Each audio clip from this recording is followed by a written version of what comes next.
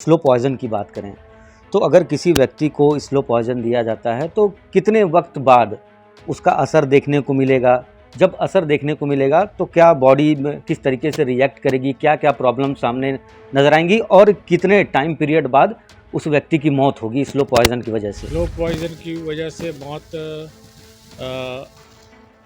Mainly 1 महीने के अंदर या 1 महीने के बाद होती है। प्रक्रियाएं हैं कुछ जो कि हमारे फॉरेंसिक साइंस लेबोरेटरी में टेस्ट करी जाती है।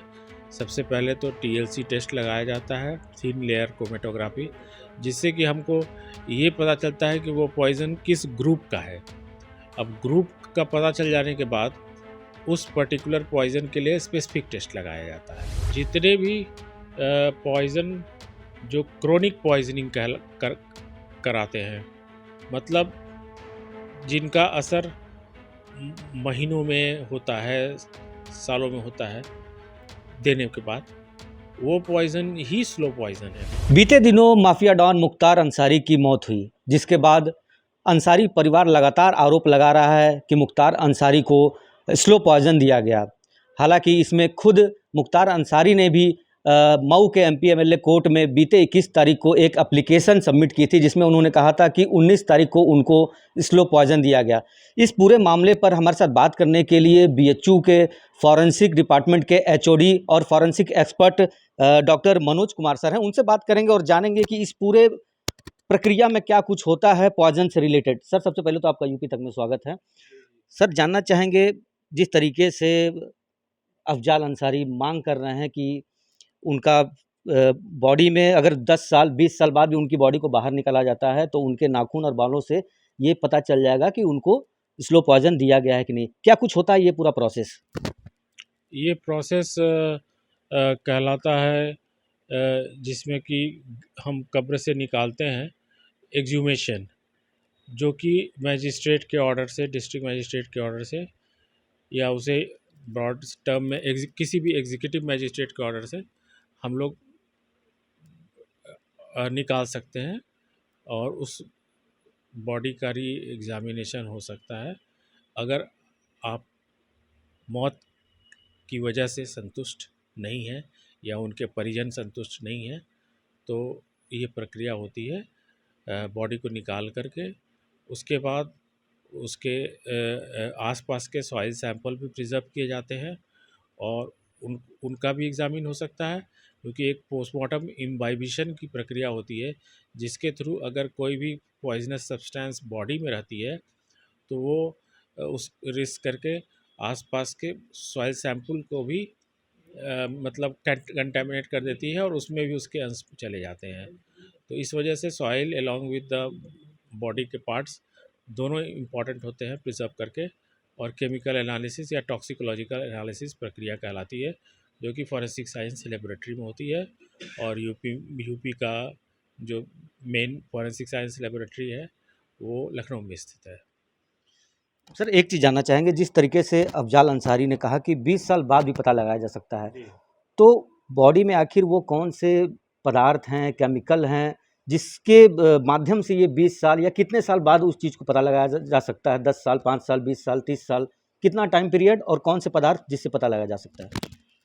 सबसे प्रमुख है इसमें बोन। बोन में अगर कोई भी पॉइज़न का ट्रेस है तो वो काफ़ी लंबे समय तक प्रिजर्व रहता है, क्योंकि बोन का डिकम्पोजिशन बहुत स्लो होता है। और उसके अलावा दांत दांत में भी अगर हम DNA एनालिसिस 20 साल बाद करें, 10 साल बाद करें, 50 साल बाद करें, तो हमको पॉइज़न के वो DNA से उस आदमी के बारे में पता चल सकता है। और बोन के एनालिसिस से हम पॉइज़न के ट्रेसेस को और कौन सा पॉइज़न है सो काफ़ी लंबे समय तक डिटेक्ट कर सकते हैं। ऐसी प्रक्रियाएं हैं कुछ जो कि हमारे फॉरेंसिक साइंस लेबोरेटरी में टेस्ट करी जाती है। सबसे पहले तो TLC टेस्ट लगाया जाता है, थिन लेयर क्रोमेटोग्राफी, जिससे कि हमको ये पता चलता है कि वो पॉइज़न किस ग्रुप का है। अब ग्रुप का पता चल जाने के बाद उस पर्टिकुलर पॉइज़न के लिए स्पेसिफिक टेस्ट लगाया जाता है और उस टेस्ट से पता चल जाएगा कि कौन सा पॉइज़न ही था और कितनी क्वांटिटी में दिया गया। ये दोनों ही चीज़ें पता चल जाती हैं। उसके लिए एटॉमिक एब्जॉर्प्शन स्पेक्ट्रोफोटोमेट्री टेस्ट है, flame ion atomic absorption spectrophotometry है। ये दोनों काफ़ी स्पेसिफिक टेस्ट हैं मेटालिक पॉइज़न के लिए। उसके अलावा आयन क्रोमेटोग्राफी है, वो भी मेटालिक के लिए है। फिर HPLC high pressure liquid chromatography और गैस क्रोमेटोग्राफी, ये सारी test qualitative as well as quantitative test हैं जो कि प्रमुख रूप से पर्सी साइंस लेबोरेटरी में की जाती है। सर, जिस तरीके से मुख्तार अंसारी का पोस्टमार्टम हुआ तो बताया गया है कि death of cause cardiac attack रहा है।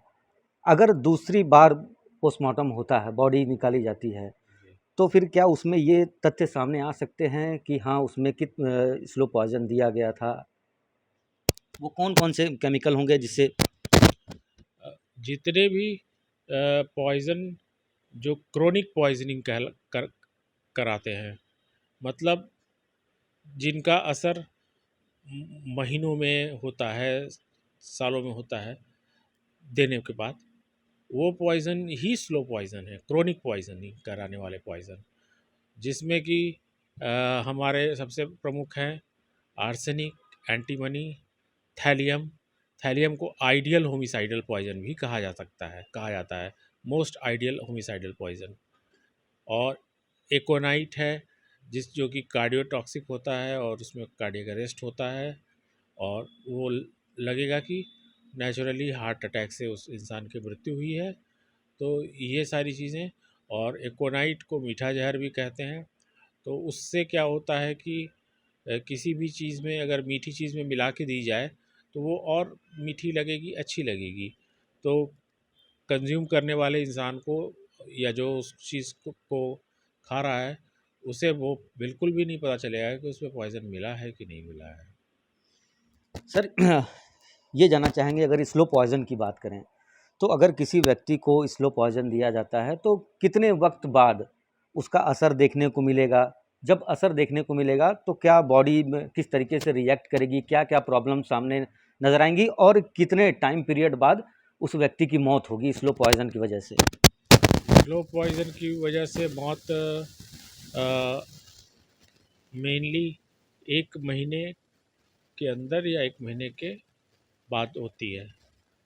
तो इसे अगर हम टाइम पीरियड में लें तो 15 दिन से 1 महीने के बीच क्रोनिक पॉइज़न जो होते हैं या स्लो पॉइज़न होते हैं, वो धीरे धीरे इकट्ठे होते हैं शरीर में, और जब उनका फेटल डोज पूरा हो जाता है, यानी जिससे कि मृत्यु हो जाए किसी इंसान की लेने के बाद, उसको फेटल डोज कहते हैं। और फेटल पीरियड भी कहते हैं। एक टर्म होता है कि इतने दिनों बाद और इतने क्वांटिटी में लेने के बाद, इतने दिनों या इतने देर बाद वो मर जाएगा। तो ऐसे पॉइज़न को स्लो पॉइज़न कहते हैं, और इनके इफ़ेक्ट आने में 15 दिन, 1 महीने या थोड़ा उससे ऊपर भी लग सकता है। तो किसी को ये उसमें नहीं आशंका रहेगी कि इसे पॉइज़न दिया गया है, क्योंकि पॉइज़न देने का मतलब तो हुआ यही, हम मानते हैं कि तुरंत उस इंसान की मृत्यु हो जाएगी या कुछ घंटों में हो जाएगी, या मान लीजिए 24 घंटे के अंदर हो जाएगी। लेकिन इसमें तो आपकी मृत्यु अगर 15 दिन बाद, 1 महीने बाद हो रही है, तो आपका शक सबसे पहले पॉइज़न की तरफ नहीं जाएगा, आपको लगेगा कि कोई नेचुरल डिजीज़ से मृत्यु हुई है। और इन पॉइजन्स में, स्लो पॉइजन्स में नेचुरल डिजीज़ के ही फीचर्स आते हैं जिससे कि मौत होती है। तो इसमें कार्डियक अरेस्ट के सिम्टम्स आ सकते हैं, इसमें नर्व पैरालिसिस या गुलेन बारी सिंड्रोम जैसा एक जो प्रमुख बीमारी है उसके शक आ सकते हैं, कार्डियक अरेस्ट के फीचर्स आ सकते हैं। तो सारे तरह के पॉइज़न के फीचर्स उसमें आ सकते हैं। जैसे आर्सेनिक है, क्रोनिक आर्सेनिक में आपको जॉन्डिस के फीचर आएंगे, लिवर फेलियर हो जाएगा, रीनल फेलियर, हिपैटोरीनल फेलियर, ये सारी चीज़ें आएंगी। तो वो तो नेचुरल डिजीज़ में भी होता है, तो लगेगा वही हुआ है। सर, एक बड़ा अहम सवाल है कि मरने से कुछ वक्त पहले मुख्तार अंसारी अपने बेटे से उमर से बात करते हैं।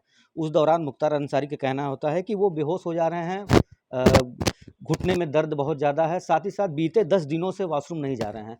तो क्या ये सिम्पटम्स भी स्लो पॉइज़न को रिएक्ट करते हैं या उससे जुड़े रहते हैं? रिलेट होता है ये सिम्पटम्स, कमज़ोरी होना, 10 दिन से वॉशरूम ना जाना? ये चीज़ें कुछ बीमारियों में भी हो सकती हैं, जैसे कि अगर किसी को क्रोनिक किडनी फेलियर है, सीकेडी, तो उसमें भी जब यूरेमिया का फीचर्स आ जाता है, यानी यूरिन आउटपुट एकदम कम हो जाता है, और उस स्थिति में उस इंसान का यूरिन का फ़्लो कम हो जाएगा, डेली यूरिन का फ़्लो कम हो जाएगा, और वो किडनी का प्रॉब्लम हो सकता है, और उस वजह से वो इंसान दुबला हो जाएगा, उससे खाया नहीं जाएगा, उसको हमेशा मतलब वॉमिटिंग टेंडेंसी रहेगी, और वो हल्का हल्का मूर्छित टाइप का भी महसूस कर सकता है। ये सब यूरेमिया के फीचर्स हैं। लेकिन मैं आपको ये बताना चाह रहा हूँ कि ऐसी कंडीशन पॉइजनिंग में भी होती है, जैसे कि नेफ्रोटॉक्सिक पॉइज़न है, जो किडनी पे असर करते हैं, जिसमें कि फेनॉल है, आपका मरकरी है, कार्बन टेट्राक्लोराइड है, कैंथेराइड है। ये सारे पॉइज़न किडनी को की टॉक्सिसिटी कराते हैं। तो इसमें भी अगर किडनी फेलियर होता है तो धीरे धीरे इसमें भी पर्सन यूरेमिया में जाएगा, और सारे फीचर्स उसको किडनी डिजीज़ के, क्रोनिक किडनी डिजीज़ के आएंगे, और वो बाकी जो सिम्टम्स हैं यूरेमिया के वो मैनिफेस्ट करेगा, उसमें आएगा। लेकिन जैसा कि मैंने बताया, थैलियम और एक पॉइज़न होता है जिसको कि हेमलॉक कहते हैं, जिससे जिसको देकर सुकरात को मारा गया था, सॉक्रेट, कोनियम मैक्यूलेटम। इस पॉइज़न में नर्व की पैरालिसिस हो जाती है, और ये असेंडिंग पैरालिसिस है, मतलब नीचे से शरीर में ऊपर तक जाएगी पैरालिसिस, और पूरे शरीर के भाग की पैरालिसिस हो जाएगी। तो ये एक पॉइज़न है, नर्व पॉइज़न। इसके अलावा थैलियम में भी ऐसे फीचर्स मिलते हैं, जिसमें कि नर्व की पैरालिसिस हो जाती है, पॉलीन्यूरोपैथी होती है, गुलेनबारी सिंड्रोम जैसा आएगा।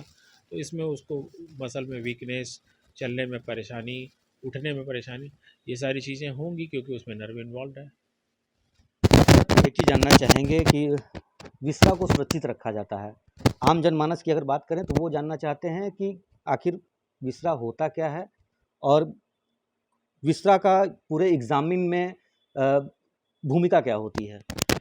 विसरा का पूरे शवविच्छेदन के बाद अगर आपको कॉज ऑफ डेथ क्लियर नहीं हो रहा है, तो ये लीगल या स्टैट्यूटरी ड्यूटी होती है पोस्टमार्टम करने वाले डॉक्टर की, वो विसरा को प्रिजर्व करे, जिसमें कि रूटीन विसरा आते हैं और स्पेशल विसरा भी होते हैं।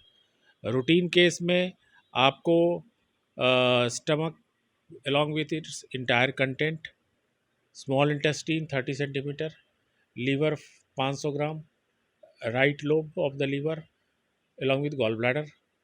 कुछ पॉइज़न बाइल के थ्रू गॉल ब्लैडर में भी स्टोर होते हैं। उसके अलावा वो एक किडनी या one of half of the both kidneys, spleen, blood और यूरिन, ये सारी चीज़ें रूटीन में प्रिजर्व होती हैं। लेकिन कुछ कुछ पॉइज़न के नेचर ऐसे हैं, तो उसमें कुछ कुछ स्पेशल चीज़ें भी शरीर की प्रिजर्व करनी पड़ती है। जैसे अगर आपको मेटालिक पॉइज़न का अंदेशा है करने पोस्टमार्टम करने वाले डॉक्टर को, तो हेयर, नेल और स्किन और बोन को भी प्रिजर्व करेगा। इसके अलावा अगर कोई वोलाटाइल या गैसियस पॉइज़न दिया गया है, तो वैसे केसेस में लंग्स को प्रिजर्व किया जाता है, और ब्रेन को प्रिजर्व किया जाता है। अल्कोहल के केस में ब्रेन को भी प्रिजर्व किया जाता है। और अगर साइनाइड वगैरह का अंदेशा है कि साइनाइड दिए गए हैं, जो कि एस्फिक्शिएंट पॉइज़न के ग्रुप में आता है, तो वैसे केस में स्प्लीन और ब्लड को भी प्रिजर्व करते हैं। कार्डियोटॉक्सिक पॉइज़न का अगर संदेशा है, जैसे कनेल हुआ आपका पीला कनेर, सफ़ेद कनेर, और एकोनाइट हुआ, डिजिटलिस हुआ, ये सब कार्डियोटॉक्सिक पॉइजन है। इवन सल्फॉस, एल्युमिनियम फॉस्फाइड, जो कि बहुत कॉमन है।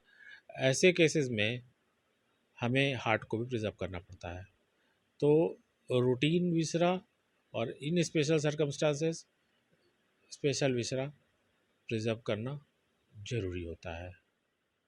सर, अगर मुख्तार अंसारी का रीपोस्टमार्टम होता है तो क्या जो पहले वाले पोस्टमार्टम में डॉक्टर थे वो वहाँ मौजूद रहेंगे या ये सारी चीज़ें चेंज हो जाती हैं? बिल्कुल, वो पहले करने वाले पोस्टमार्टम डॉक्टर की मौजूदगी उसमें ज़रूरी नहीं होती है। उसमें नए डॉक्टर चयन नए डॉक्टरों का चयन किया जाता है, जो कि फॉरेंसिक मेडिसिन के ज्ञाता हों और जिनकी पोस्ट ग्रेजुएशन फॉरेंसिक मेडिसिन में हो और उन्हें कुछ सालों का एक्सपीरियंस हो पोस्टमार्टम करने का। तो वैसे डॉक्टरों का चयन किया जाता है री पोस्टमार्टम के लिए या सेकंड पोस्टमार्टम के लिए। और इतना ही नहीं, वो एक कई बार मेडिकल बोर्ड गठित की जाती है जिसमें 3-4 डॉक्टर रहते हैं और उनके द्वारा निष्पक्ष जांच के लिए उस डॉक्टर को उस समय नहीं रखा जाता है, क्योंकि फिर जांच की निष्पक्षता पे सवाल आ जाएगा ना। तो इसीलिए एकदम निष्पक्ष जांच करने के लिए दूसरे डॉक्टर की टीम बनाई जाती है। वो 1, 2, 4 जैसा भी उचित लगे, मतलब जिला चिकित्सा अधिकारी को, तो वो करते हैं और फिर उनके द्वारा पोस्टमार्टम होता है। सर, एक आखिरी सवाल, बतौर एक फॉरेंसिक एक्सपर्ट आपने बहुत सारे पोस्टमार्टम भी किए होंगे। आपके लाइफ में कभी ऐसा आया कि रीपोस्टमार्टम आप कर रहे हैं और पहले पोस्टमार्टम में cause of death cardiac attack आया हो और पोस्टमार्टम में स्लो पॉइजन सामने निकल कर आया हो? हाँ, ऐसे बहुत से केसेस हम लोगों ने किए हैं और ज़्यादातर चूँकि बीएचयू एक सुपर स्पेशलिटी सेंटर है और एक इंस्टीट्यूशन है, तो यहाँ पर बहुत से दूसरे जगह के भी पोस्टमार्टम की हुई पहली पोस्टमार्टम की हुई बॉडी रेफ़र होके आती है हमारे यहाँ से री पोस्टमार्टम के लिए। और सिर्फ बॉडी नहीं, कंकाल भी आते हैं। कंकाल क्या, बोन के कुछ हिस्से भी आए हैं। और पोस्टमार्टम के बाद कई सारे ऐसे केसेस हैं जिसमें कॉज ऑफ डेथ चेंज हुआ है। तो ये थे हमारे साथ forensic expert doctor Manoj sir, जिन्होंने स्लो पॉइजन से संबंधित सभी तथ्यों पर खुलकर हमसे बात की। ब्रजेश कुमार, वाराणसी, यूपी तक।